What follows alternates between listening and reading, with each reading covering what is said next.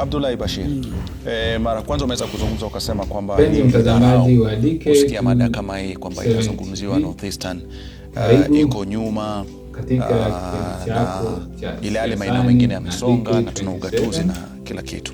Tunajua kwamba mimi ni wako kwa vyovyote vile mkiamua Mheshimiwa Douglas Kariu badilike, MCA aspirant Wakenya wanabadilika. Nitakueleza kwa nini. Mkenya mahali yupo katika kaunti zingine anafaidika kusukuma gurudumu lake la maisha kupitia uwekezaji na watu kutoka Northeastern. Si Nairobi peke yake, na wanawashukuru na wanaishi kama ndugu na marafiki. Je, hamwezi kuja kama pamoja mkakisha kuna hoja za kimsingi ambazo mngetaka zifanywe kazi zipewe kipaumbele? Kwa sababu kama ni swala la umeme, nafikiri hata mara ya mwisho tukizungumza na naibu gavana na viongozi wengine walilizungumzia kwamba umeme ni changamoto. Sasa haiwezi kwamba ndio kiungo muhimu na kila siku nakuwa wimbo. Mbunge wako ana fail. Asante Rashid. Majukumu yake vile umetaja na wenzangu wamenitangulia ya kwamba wale viongozi ambao wameongea la kwanza la gavana wako kuhusu Northeastern na viongozi anasema ni kejeli uongozi na maendeleo. Kwa mambo ningesema you are vomiting on our toes.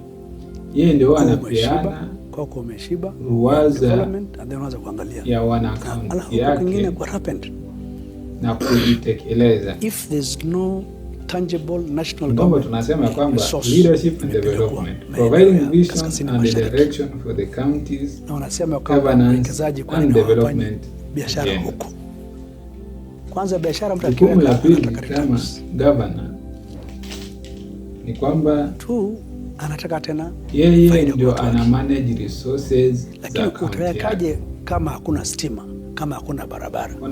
Stima na barabara haiweki na sisi viongozi ambao wametoka maeneo kama hiyo. Inawekwa na serikali kuu. Tumeongea na serikali ndio wako na jukumu la kumanage mwelekeo kidogo upande wa barabara. Hizo resources upande wa stima bado. So, ukipata stima, ukipata barabara kuja kutoka kwa national government, rest assured wekezaji wa Somali watajimudu. Jukumu la tatu, lakini unataka kumwambia mtu nenda peleka mall huko, nenda peleka factory huko, hakuna stima, hakuna barabara, haijawekwa. Hawa ambao wanafikiria namna hiyo, stima, barabara, hospitali, kila kitu wamewekewa na national government. Jukumu lao ni kuwakilisha hizo zote zikiwekwa county katika ni muhimu kwamba lakini jambo lingine, Nairobi ni nani? Mbona tu watu wakisema kwamba kwa nini watu wanafanya biashara Nairobi? Nairobi ni kila mtu. Hakuna maeneo ya mtu hapa. Hii inamaanisha kwamba kuna Wakikuyu wanafanya biashara hapa. Kuwakilisha county. Wajaluo wanafanya. Ama matakwa ya county yake. Wahindi wanafanya.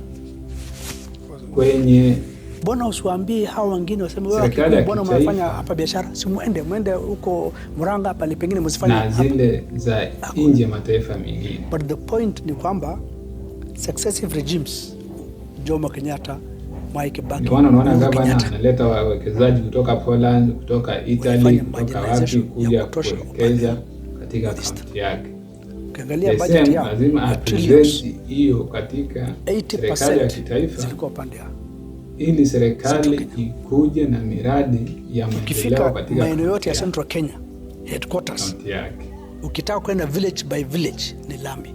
Ikiwa shida kaunti yangu haijawekwa na viongozi individuals, no, iliwekwa na serikali. Na umeme sio jukumu langu. So kama tungeanza namna hiyo ilikuwa sawa.